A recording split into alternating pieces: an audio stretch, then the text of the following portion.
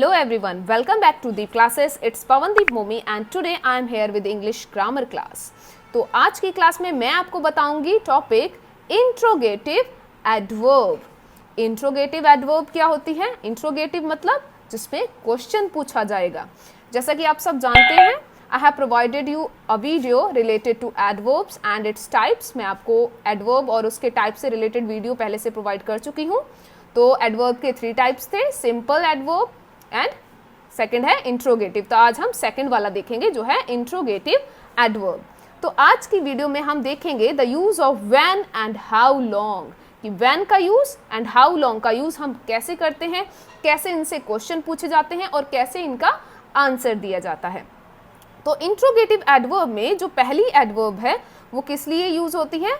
To ask questions related to time. आज के जो दोनों क्वेश्चन वर्ड्स हैं वो टाइम से रिलेटेड क्वेश्चन पूछने के लिए यूज किए जाते हैं. जब हमें टाइम से रिलेटेड, समय से रिलेटेड कोई क्वेश्चन करना है तब हम इन दोनों वर्ड्स का यूज करेंगे. तो पहला वर्ड है व्हेन. व्हेन का मतलब क्या होता है हिंदी में? कब.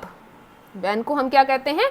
कब. जब हमें कब लगाकर कोई क्वेश्चन करना है तब हम उसका क्वेश्चन कैसे करेंगे और उसका आंसर कैसे देंगे, आइए देखते हैं.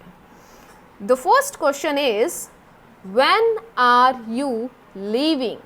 क्वेश्चन कह रहा है व्हेन यानी कब, आर यू लीविंग तुम, यू मतलब तुम कब निकल रहे हो या तुम कब जा रहे हो. आपसे कोई क्वेश्चन कर रहा है, यहाँ आर लगा है तो हमें पता है कि ये प्रेजेंट कॉन्टिन्यूअस का टेंस है. तो ऐसी बात जो चल रही है, व्हेन आर यू लीविंग, आप कब निकल रहे हैं. तो आपने कहा I am leaving on Monday, कि मैं मंडे को निकल रहा हूँ. I am leaving on Monday, मैं मंडे को निकल रहा हूँ. और आप कह सकते हैं आई एम लीविंग सून. सून माने जल्द ही, मैं जल्द ही निकल रहा हूँ, मैं जल्द ही जा रहा हूँ.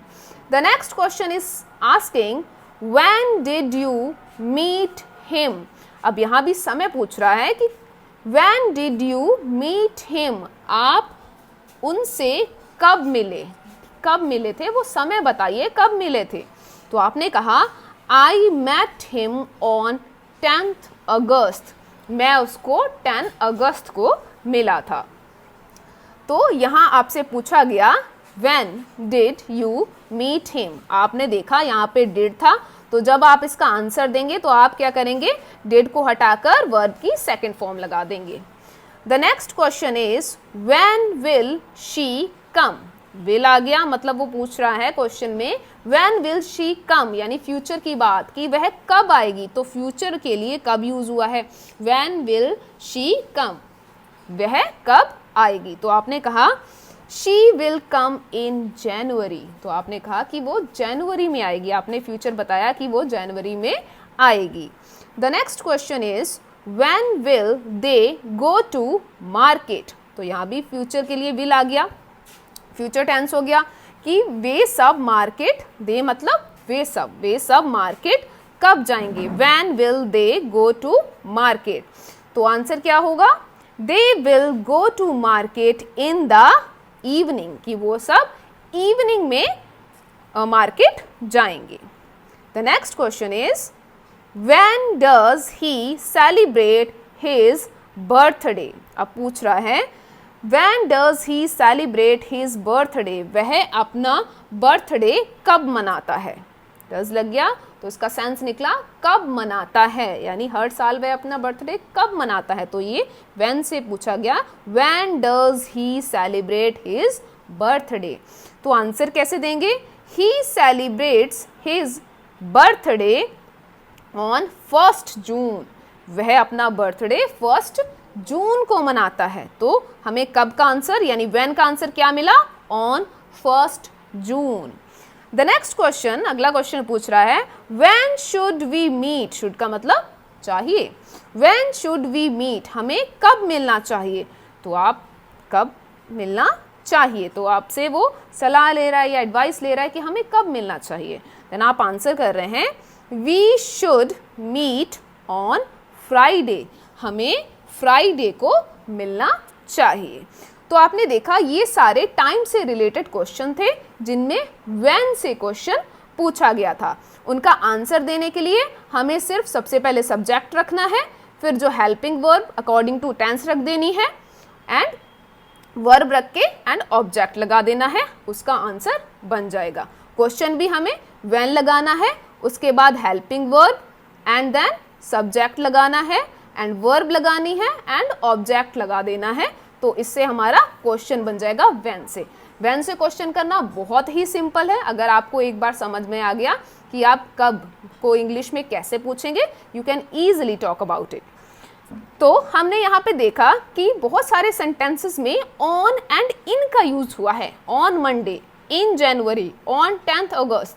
तो हम इन और ऑन का डिफरेंस क्या होता है, इस वीडियो को देखते रहिए, एंड में आपको मैं ऑन एंड इन का डिफरेंस भी बताऊंगी। तो चलिए अगले पे चलते हैं, जो है हाउ लॉन्ग। अगला क्वेश्चन वर्ड है हाउ लॉन्ग। हाउ लॉन्ग का मतलब होता है कब से, कब से या फिर कितने समय से। हाउ लॉन्ग मतलब कब से या कितने समय से। तो हाउ लॉन्ग, लॉन्ग होता है लंबा, तो इसका सेंस निकलता है कब से या कितने समय से।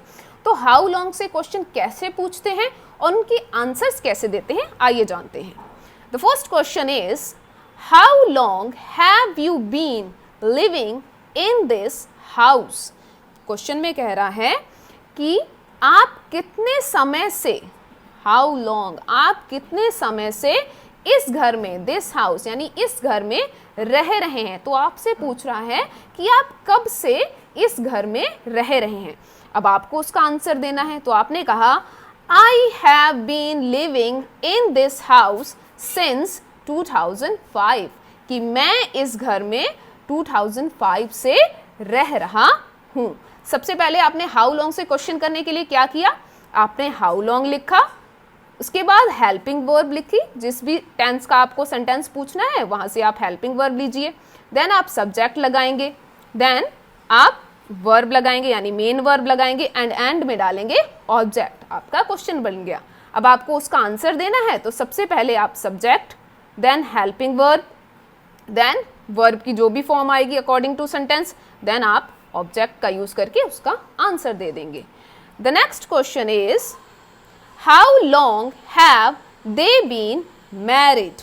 इस क्वेश्चन में पूछ रहा है वह कितने समय से मैरिड हैं, यानी उनको मैरिड हुए कितना समय हो गया।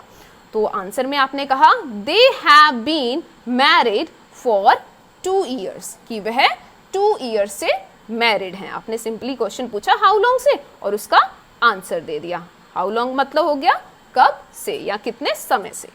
नेक्स्ट क्वेश्चन पूछ रहा है how long does it take to reach Delhi. अब अगला क्वेश्चन पूछ रहा है हाउ लॉन्ग यानी कितना समय लगता है टू रीच, रीच मतलब पहुंचना, दिल्ली, दिल्ली पहुंचने में कितना समय लगता है। तो आपने कहा आंसर में it takes 2 hours to reach Delhi, कि दिल्ली पहुंचने में 2 hours लगते हैं। तो हाउ लॉन्ग का आपको क्या आंसर मिला, 2 hours। The next question is how long were they here. अगला क्वेश्चन पूछ रहा है कि वे यहाँ कितने समय से थे। हेयर मतलब यहाँ, how long were they here, were आ गया तो हमने निकाला सेंस की थे पूछ रहा है था।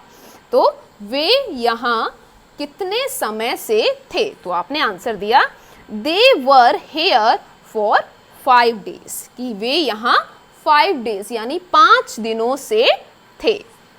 The last question is how long will he wait. वह कब तक वेट करेगा। हाउ लॉन्ग यहाँ सेंस निकला कब तक, वह कब तक कितने समय तक वेट करेगा। तो आपने कहा he will wait for 1 hour, कि वह 1 घंटे तक वेट करेगा।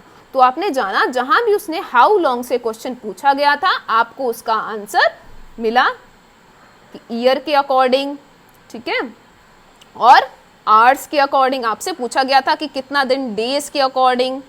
तो हाउ लॉन्ग कितना समय, तो यहाँ पे बोला गया सिंस 2005 से, दूसरे में हाउ लॉन्ग पूछा गया तो आपको आंसर मिला 2 ईयर्स, इतना लंबा समय। थर्ड में पूछा गया हाउ लॉन्ग तो आपको आंसर मिला 2 आवर्स। नेक्स्ट में पूछा गया हाउ लॉन्ग तो आपको आंसर मिला 5 डेज। तो ये क्या था, कब से या कितने समय से, यानी कब से ऐसा काम हो रहा है, तो आपने उसका आंसर ईयर, डेज या आवर्स के अकॉर्डिंग दिया। अब जैसा कि मैंने आपसे पहले कहा था कि इन सेंटेंसेस में यूज होने वाले ऑन एंड इन के बारे में जानते हैं कि हमें ऑन का यूज कहाँ करना है एंड इन का यूज कहाँ करना है। इन एंड ऑन का यूज बहुत ही सिंपल होता है। जब भी आप डेट और डे की बात करेंगे तब आप ऑन लगाएंगे, डेट और डे। जब भी आप डे यानी दिन और तारीख की बात करेंगे तब आप ऑन लगाएंगे, और जब आप मंथ एंड ईयर के बारे में बोलेंगे, मंथ और ईयर, तब आप इन लगाएंगे। जैसे हमने बोला था इन जनवरी, और हम बोल सकते हैं इन 2005, तो यहाँ हम मंथ या ईयर की बात कर रहे हैं। जब हम डेट की बात कर रहे थे, जैसे हमने लिखा ऑन 10 अगस्त, तो हमने ऑन लगाया। अगर हम डे की बात करेंगे on Monday, on Tuesday, on Sunday, तो यहाँ हम डे की बात करेंगे तो ऑन का यूज करेंगे। But if you want to know the use of since और फॉर, कि सिंस एंड फॉर का यूज कैसे किया जाता है, तो I have provided a special video for it, you can watch on my YouTube channel. So that's it for today. I hope you understand it. मुझे लगता है कि आपको समझ में आ गया होगा व्हेन एंड हाउ लॉन्ग का यूज। ये थे इंट्रोगेटिव एडवर्ब का फर्स्ट टाइप, जिसमें क्वेश्चन पूछा जाता है related to time. I hope you understand it. Do like, share the video and subscribe the channel for other informative sessions. Thank you.